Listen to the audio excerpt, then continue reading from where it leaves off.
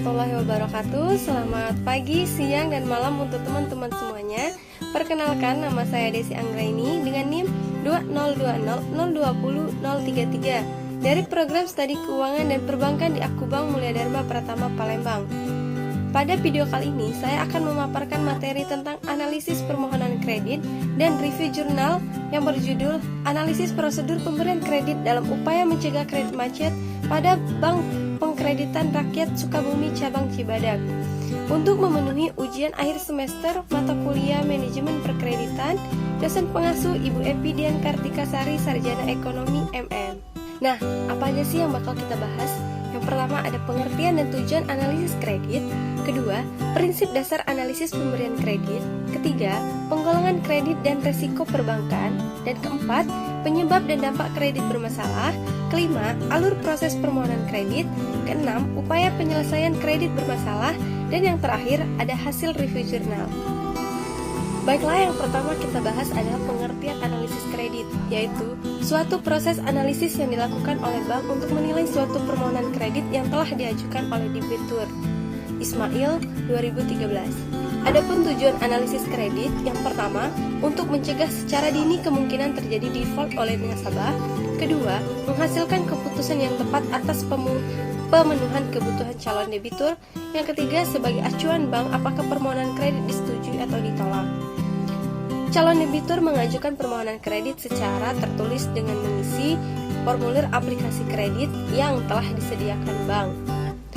Default adalah kegagalan debitur dalam memenuhi kewajibannya sesuai dengan perjanjian atau akad komitmen lainnya yang ditandatangani bersama. Selanjutnya itu ada Basel Capital Accord, merupakan seperangkat peraturan yang dirancang untuk menjaga industri perbankan pada suatu negara agar tetap bisa berjalan dan terkelola dengan baik. Dimulai dengan pembentukan The Basel Committee on Banking Supervision pada tahun 1974 oleh Gubernur Bank Sentral negara-negara G10 dan mengeluarkan aturan International Convergence of Capital Measurement and Capital Standard atau Basel I yang diimplementasikan pada perbankan Indonesia pada tahun 1992. Basel I mensyaratkan adanya benang merah antara risiko bisnis dan modal yang harus disediakan bank untuk mengantisipasi risiko tersebut. Basel II adalah rekomendasi hukum dan ketentuan perbankan kedua sebagai penyempurnaan Basel I yang diterbitkan oleh Komite Basel. Rekomendasi ini ditujukan untuk menciptakan suatu standar internasional yang dapat digunakan regulator perbankan untuk membuat ketentuan beberapa banyak masalah yang mungkin dihadapi bank. Dalam Basel II, nasabah dikategorikan default apabila yang pertama, tidak mau membayar kewajibannya secara penuh, utang pokok, bunga, dan fee lainnya. Kedua, terjadinya kerugian kredit dikaitkan dengan ketidakmampuan nasabah dalam memenuhi kewajibannya. Ketiga, kewajiban nasabah telah jatuh tempo lebih dari 90 hari dari perjanjian. Dan yang terakhir, nasabah dinyatakan bangkrut atau proteksi lain yang dilakukan sehingga pemenuhan kewajiban tidak terlaksana. Selanjutnya ada prinsip dasar analisis pemberian kredit. Yang pertama ada 5C, 1. Karakter, menggambarkan watak dan kepribadian calon debitur. Tujuan bank menilai karakter calon debitur untuk mengetahui bahwa calon debitur mempunyai keinginan untuk memenuhi kewajiban membayar pinjamannya sampai lunas. Karakter merupakan faktor yang sangat penting dalam evaluasi calon debitur. Cara bank menganalisis karakter calon debitur. Yang pertama, bank melakukan IDEP OJK checking, yaitu meneliti data besaran pinjaman calon debitur. Saat ini, berikut kondisi collectibility pinjamannya atau kualitas kredit melalui komputer online terhubung dengan OJK. Jika calon debitur belum memiliki pinjaman pada bank manapun, maka respon pada hasil pencarian data tidak ditemukan. Kedua, jika calon debitur belum memiliki pinjaman di bank manapun, maka penelitian dilakukan dengan cara melalui pihak-pihak lain yang mengenal baik calon debitur, misalnya tetangga, teman kerja, atasan langsung, dan rekan usaha. Yang ketiga, wawancara langsung dengan calon debitur dan pihak yang disebut atau dikenal baik oleh debitur dan tidak serumah. Yang kedua ada capacity. Tujuan melakukan analisis terhadap kapasiti calon debitur adalah untuk mengetahui kemampuan calon debitur dalam memenuhi kewajiban apabila bank memberikan kredit. Cara bank melakukan analisis kapasiti yang pertama, melihat laporan keuangan debitur untuk menganalisis sumber dana debitur dan kondisi keuangan tunai debitur. Yang kedua, memeriksa slip gaji dan rekening tabungan minimal 3 bulan terakhir. Ketiga, survei ke usaha calon debitur dengan melakukan pengamatan secara langsung. Ketiga, ada kapital. Jumlah dana yang dimiliki calon debitur yang akan disertakan dalam proyek atau program yang akan dibiayai. Semakin besar modal calon debitur, maka semakin meyakinkan bank atas keseriusan calon debitur. Cara bank melakukan analisis kapital, yang pertama melalui analisis debt to equity ratio. Perbandingan total hutang terhadap total equity dikalikan 100%. Yang kedua, uang muka yang dibayarkan apabila tujuan kreditnya adalah untuk pembelian rumah. Yang keempat, ada kolateral. Jaminan atau agunan yang diberikan calon debitur atas kredit yang diajukan. Dalam menganalisis kolateral dikenal dengan MAS. Yang pertama, marketability, mudah diperjualbelikan. Yang kedua, ascertainability of value, mudah didapat memiliki standar harga yang pasti. Ketiga, stability of value, harga yang stabil. Keempat, transportability, mudah dipindahkan baik secara fisik maupun yuridis. Dan yang kelima, condition of economy, analisis terhadap kondisi ekonomi. Selanjutnya ada prinsip 5P. Yang pertama, parti atau golongan. Bank menilai calon debitur dari karakter, kapasiti kapital, prinsip minimal yang harus dianalisis bank. Kedua, purpose atau tujuan. Bank menilai tujuan penggunaan kredit dikaitkan dengan aspek sosial lainnya, memastikan kredit dipergunakan sesuai peruntukannya. Jika penggunaan kredit menyimpang dari tujuan, maka berdampak negatif pada kelancaran kredit. Dan yang ketiga, payment atau pembayaran kembali. Bank menilai kemampuan calon debitur membayar angsuran kredit dengan mengestimasi pendapatan bersih pemohon setelah dikurangi kewajiban biaya hidup saat ini. Keempat, profitability atau kemampuan perusahaan dalam memperoleh keuntungan. Bank menghitung jumlah keuntungan yang akan diterima oleh calon debitur dengan adanya pemberian kredit dari bank. Di samping bank juga menghitung jumlah pendapatan yang akan diterima dari pemberian kredit tersebut. Yang kelima, protection atau perlindungan. Bank menilai agunan yang akan menjadi jaminan kredit calon debitur. Agunan itu tersendiri adalah jaminan yang diserahkan debitur kepada bank dalam rangka pemberian kredit atau pembiayaan berdasarkan prinsip syariah. Menurut Ahmad Subagio tahun 2017, agunan tunai adalah agunan berupa giro, deposito, atau tabungan yang diblokir oleh bank. Istilah lainnya adalah cash collateral. Selanjutnya prinsip 3R. Yang pertama, return. Bank menilai penghasilan atau hasil usaha calon debitur saat ini, melihat hasil usaha calon debitur dengan menganalisis rasio keuangan calon debitur berdasarkan laporan keuangan. Laporan keuangan yang dianalisis minimal 2 tahun terakhir. Yang kedua, repayment. Bank menganalisis kemampuan calon debitur dalam mengelola usahanya, melihat kemampuan perusahaan dalam menciptakan keuntungan. Berdasarkan analisis tersebut, bank menetapkan jangka waktu yang diperlukan calon debitur untuk melunasi hutangnya. Dan yang ketiga, risk bearing ability. Bank menganalisis kemampuan calon debitur untuk menanggung resiko apabila terjadi kegagalan dalam usahanya dengan melihat struktur modalnya, antara lain melalui rasio lancar atau current ratio. Semakin liquid perusahaan, semakin baik dalam menghadapi risiko kegagalan usaha. Selanjutnya analisis 6A. Yang pertama, analisis aspek hukum, yang mana bank memastikan validitas dan masa berlaku legalitas usaha calon debitur. Calon debitur terbagi menjadi perorangan, badan hukum atau PT, koperasi, yayasan, dan badan usaha, CV, VD, UD. Legalitas usaha meliputi akte pendirian usaha, izin usaha, dan NPWP. Kedua, analisis aspek pemasaran. Bank melakukan analisa terhadap produk pangsa pasar, pesaing, strategi pemasaran. Ketiga, analisis aspek teknis. Bank menilai efisiensi perusahaan, produksi berdasarkan pesanan atau massal. Menilai cash inflow perusahaan, aspek produksi, lokasi pabrik, layout pabrik, proses produksi, ketersediaan bahan baku. Keempat, analisis aspek manajemen, yaitu struktur organisasi, job description, sistem dan prosedur penataan SDM, pengalaman usaha atau calon debitur telah mengoperasikan perusahaan minimal 2 tahun. Kelima, analisis aspek keuangan. Yang pertama liquid, yaitu likuiditas perusahaan. Kedua lever, yaitu jumlah utang usaha. Ketiga, activity, yaitu aktivitas transaksi perusahaan. Keempat, profitability, yaitu kemampuan perusahaan menghasilkan keuntungan. Dan yang terakhir, analisis sumber dan penggunaan dana. Yang keenam, ada analisis aspek sosial ekonomi, yaitu bank menganalisis dampak perusahaan terhadap lingkungan, dampak terhadap lapangan kerja, terhadap pendapatan negara, dan bertentangan dengan lingkungan sekitar. Selanjutnya itu ada penggolongan kredit. Kolektibilitas kredit adalah penggolongan kredit menurut kualitas kredit yang bersangkutan. Berdasarkan keputusan Direksi Bank Indonesia nomor 31/147/Kep/Dir tanggal 12 November 1998 tentang kualitas aktiva produktif pasal 6 ayat 1 membagi tingkat kolektibilitas kredit ke dalam 5 jenis. Yang pertama, kredit lancar.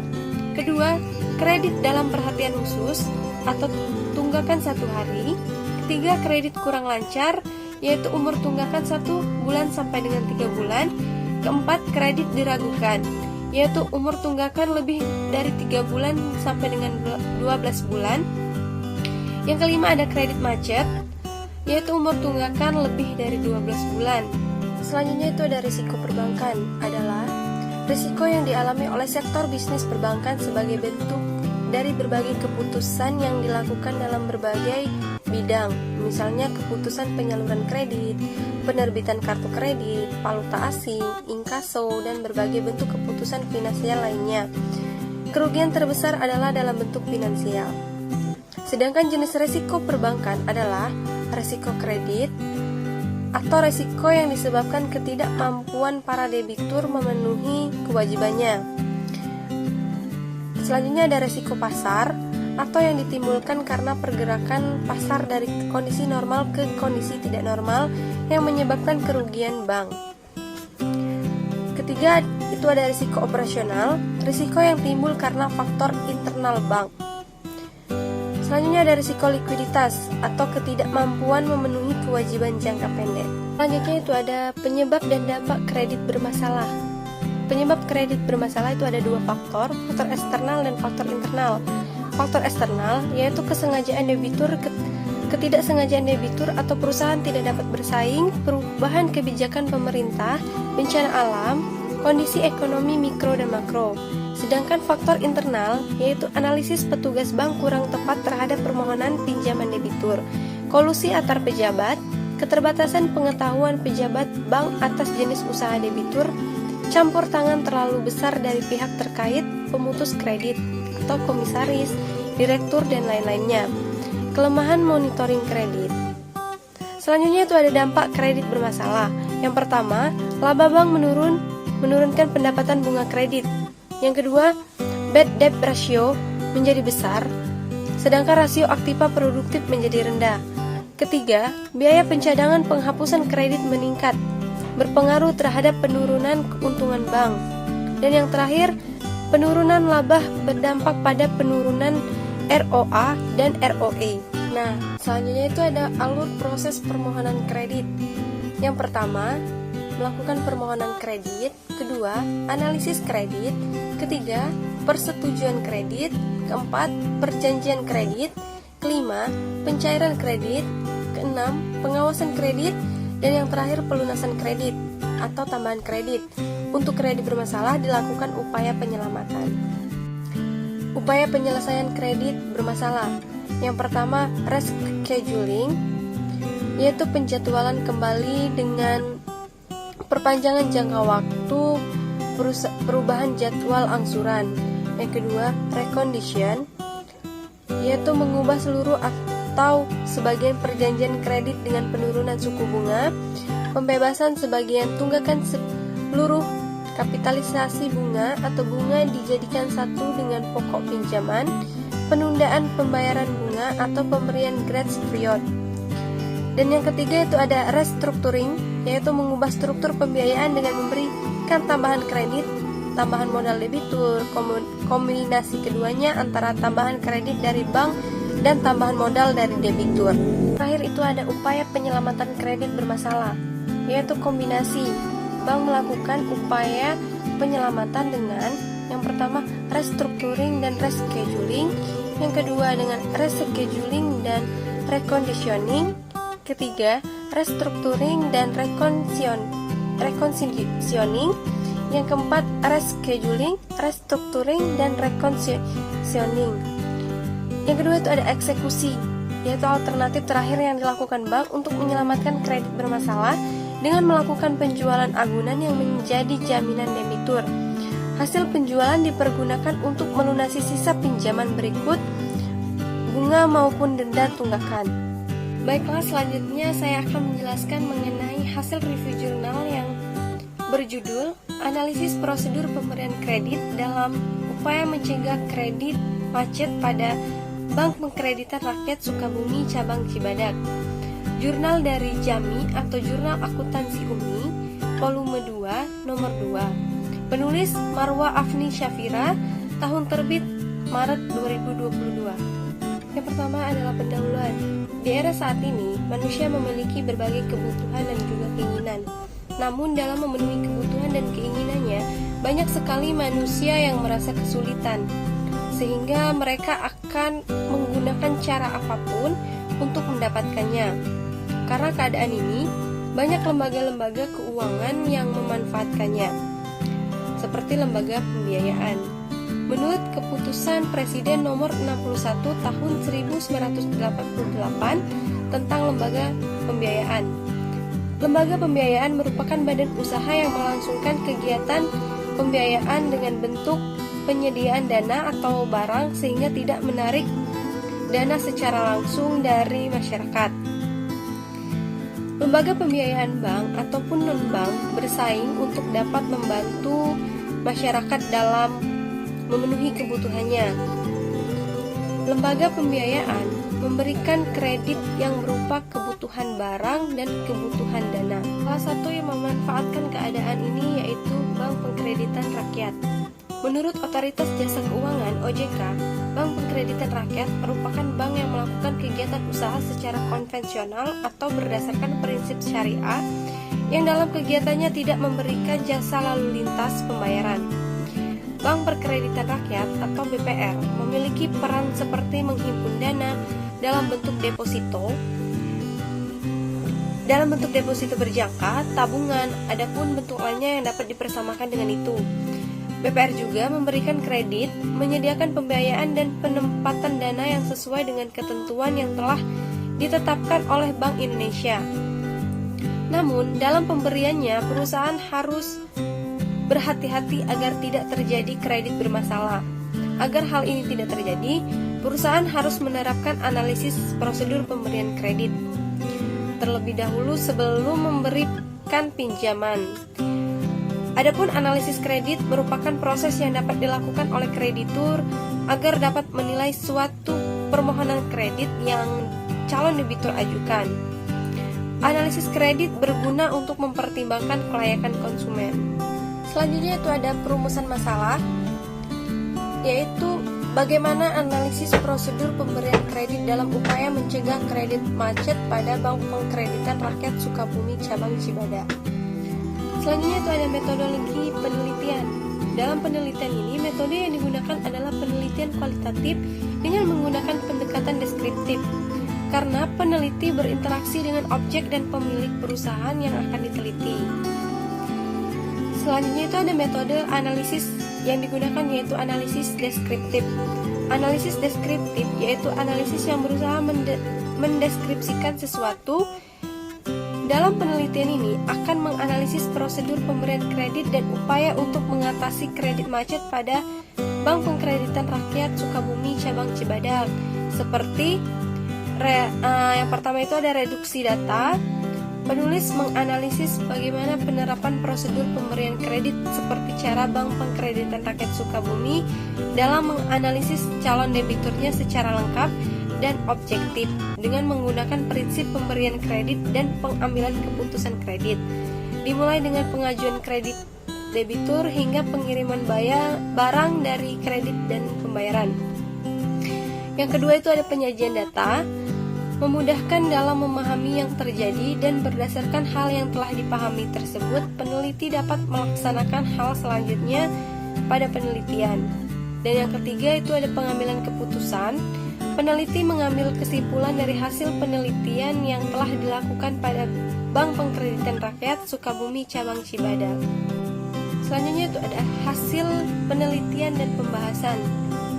Permohonan kredit merupakan suatu kegiatan pada tahap permulaan dengan maksud agar saling mengetahui informasi mengenai persyaratan dalam memberikan kredit oleh perusahaan yang bersangkutan. Pemberian kredit tanpa dianalisis terlebih dahulu akan sangat merugikan sebuah bank dan perusahaan karena pihak bank tidak mengetahui terkait nasabah yang akan mengajukan permohonan kredit, dari mulai kemampuan membayar dan latar belakang nasabah. Adapun syarat-syarat dan ketentuan untuk mendapatkan kredit pada bank adalah sebagai berikut. Permohonan yang dilakukan oleh calon nasabah bisa dengan cara datang langsung ke kantor dan mengajukan pinjaman, atau bisa dengan cara sales membagikan brosur secara langsung di tempat. Formulir pengajuan kredit. Formulir ini disediakan oleh bank yang memuat persyaratan yang harus dipenuhi oleh calon nasabah dalam rangka mendapatkan kredit. Dalam formulir tersebut diatur antara lain mengenai besarnya kredit, jangka waktu, dan lain sebagainya. Formulir ini diisi oleh nasabah. Formulir tersebut berisi tentang identitas nasabah lengkap. Data-data yang sudah dicek akan disurvei oleh pihak account officer. Adapun data-data yang sudah lengkap akan dikumpulkan kemudian dilakukan survei ke tempat tinggal nasabah sesuai data yang ada untuk melihat kelayakan calon nasabah yang akan melakukan peminjaman kredit. Untuk menganalisa kelayakan kredit yang diajukan oleh calon nasabah, Bank Pengkreditan Rakyat Sukabumi Cabang Cibadak menggunakan beberapa prinsip, yaitu sebagai berikut: 5C, 5P, dan 6A. Itu sudah saya jelaskan dalam materi yang awal tadi. Selanjutnya itu ada proses persetujuan kredit pada Bank Pengkreditan Rakyat Sukabumi Cabang Cibadak. Yang pertama, debitur mendatangi kantor Bank Pengkreditan Rakyat Sukabumi Cabang Cibadak untuk mengajukan permohonan pinjaman. Kedua, debitur mendatangi customer service untuk minta formulir permohonan kredit. Ketiga, customer service memberikan berkas pada kasih pemasaran. Keempat, kasih pemasaran memberikan berkas pada analisis. Kelima, analis memproses secara administratif untuk kelengkapan berkas. Keenam, melakukan survei. Ketujuh, analis akan menganalisa kreditnya. Kedelapan, analis mengajukan kredit yang akan diajukan untuk diberikan kepada kasih pemasaran. Kesembilan, kasih pemasaran mengecek kembali hasil dari analis. 10, berdasarkan keputusan dari kasih pemasaran diajukan ke pimpinan cabang. 11, melakukan koordinasi dan komunikasi dari komite kredit yang terdiri dari pimpinan cabang, kasih pemasaran, dan analis.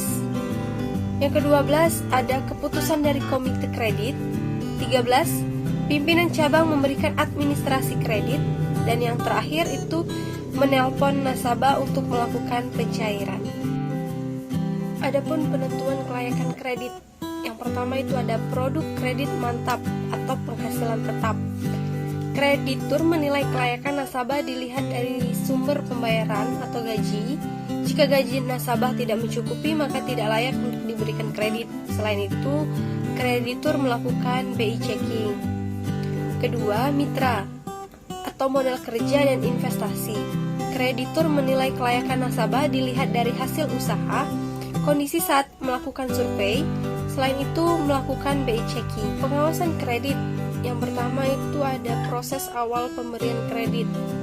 Yang pertama melihat kelengkapan administrasi kredit, keduanya ada melihat analisis kelayakan usaha, ketiga agunan yang diberikan harus lebih besar dari kreditnya, keempat agunan harus marketable, dan yang selanjutnya itu ada tahap pemberian kredit.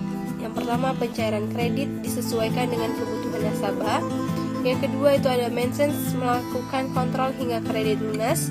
Ketiga, jika ada kredit keterlambatan pembayaran, kreditur menghubungi atau mengunjungi debitur. Selanjutnya ada pencegahan kredit macet. Yang pertama, meningkatkan tahap awal pemberian kredit. Bank dapat mencegah terjadinya kredit macet dengan meningkatkan prosedur pada awal pemberian kredit, seperti pada proses administrasi, analisis, dan agunan yang diajukan oleh nasabah.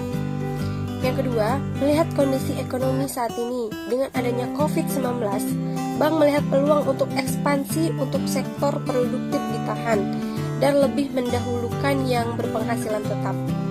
Ketiga, agunan yang lebih besar dari kreditnya dan marketable atau cepat dijual. Agunan yang diajukan oleh nasabah harus memiliki harga jual yang lebih besar dibanding dengan kredit yang akan diajukan. Keempat, maintenance ditingkatkan. Bank meningkatkan maintenance-nya dengan cara berkomunikasi lewat handphone atau dapat dengan melakukan kunjungan langsung.